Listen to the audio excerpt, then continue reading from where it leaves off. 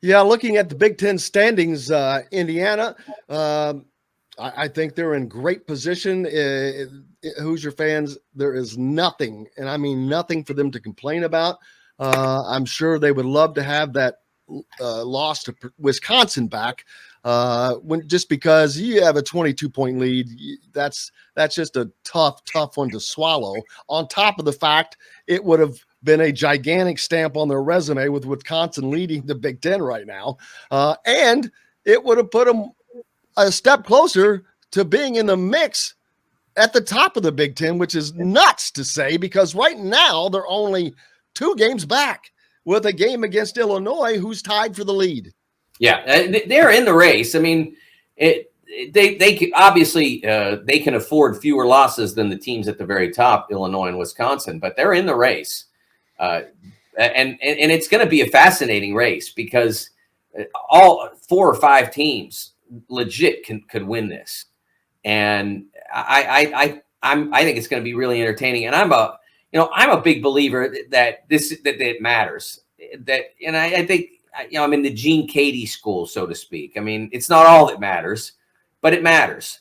And winning a Big Ten championship, a regular season championship, is an extraordinary accomplishment. And I remember in 2020. The last day of the last weekend of the regular season, we didn't have a march, that Maryland celebrated winning the Big Ten championship, their share of the Big Ten championship.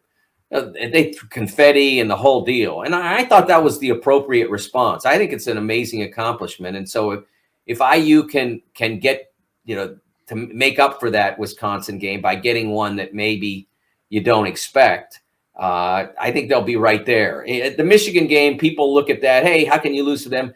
I mean, that was Michigan. That was who Michigan can be. I'm not going to say should be. That's for someone else to say. But they certainly can be that. That was the best game that was the best college basketball game Hunter Dickinson's ever played. That was the best he's ever been. No matter what the numbers say, he was great at all 3 levels in that game. Post, perimeter, defense. He was fantastic. Caleb Houston was really good. So obviously IU could have raised their notch a little bit and played better than they did, but I don't look at that loss as a bad loss. I think they're in great shape. Really, it doesn't get easy from here because the league doesn't have much easy. But I think Indiana basketball right now is in really good shape. The one thing that they still have to do is show that they can consistently win on the road. And adding Maryland to Nebraska was a nice step. Because remember, most teams don't go on the road and routinely win against the best teams in their league on the road. It's not what happens. I mean, you beat the teams you're better than, and then maybe you steal one. That's a good team. That's a really good team. Yeah. What a really good team would do in a really good conference. And losing. Yeah.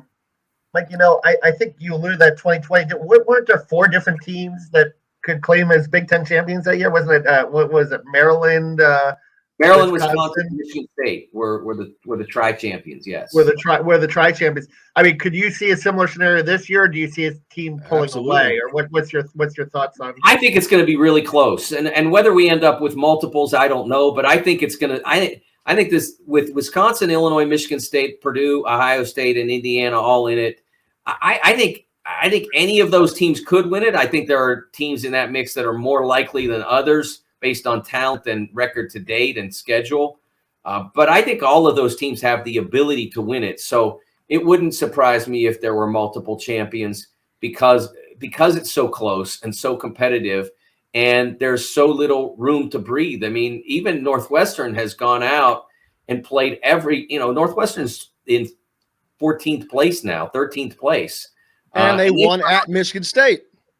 Yeah, they won at Michigan State. They had Illinois down to the final couple possessions on Saturday. So as long as they're in games, they could steal one, and they could have something more still to say about this race. And it's why coming up, that the Hoosiers have to be aware. I mean, they've got after Illinois, they've got that road trip on I'm not sure what day that is, the 8th.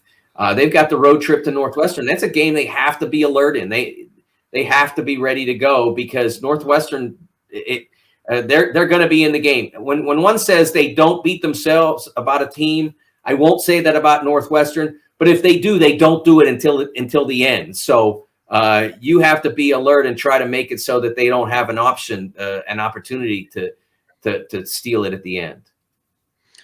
Yeah, I was looking at the Big Ten schedule, and like I said, there are 4 teams within a game of the top, which and nobody is really standing out. That's last year. We had Michigan that was really kind of peaking. I don't know that anyone's really peaking right now.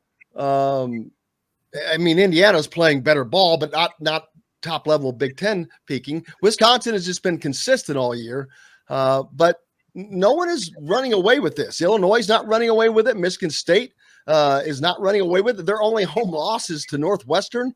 Purdue got themselves back into this. Purdue is this close to being in the middle of the Big Ten right now. They got that overtime win over Illinois and that last second shot over Ohio State. Man, they could be really kind of, I don't want to say embarrassed at the moment, but instead of sitting at 7-3 in the conference, they could easily be 5-5, and that would be very substandard for that team. Yeah, you know, they had that Ohio State game in hand, and one of the things that's been problematic and there haven't been many, but one of the things that's been problematic for Purdue basketball over the last 5 or 6 years is that when they get in a game that they have a lead in, and teams just say, okay, you know, we're not getting back in this game playing the way we are. We're down to a few minutes, and we just have to throw everything at it. And when teams do that and throw all court pressure at Purdue, they have had I don't want to say a tendency, but they have had occasions, too many occasions, when they have struggled and they've lost. And this goes back a while. This goes back to the 2016 NCAA tournament when Little Rock did it. It goes back to some regular season games around that period of time. They had one against Maryland at home that they let almost get away. They had one against Iowa. And then this season, they've had occasions like that as well, where they've struggled, and it happened against Ohio State in the final couple minutes. So it's something that they have to be aware of, because with the way they play and the offensive power that they have, they're going to be ahead of some team in the NCAA tournament double digits. There's a very good chance that'll be the case. And you have that lead in the final minutes. That team says, okay, like, if we keep playing the way we're playing, we're going home. And if we just go out there and try to chase the ball around, maybe we can make them turn it over enough and we can get enough extra possessions that we can close this gap. And Purdue has to be in position to handle that better than they did on Sunday, and better than they have in the recent past.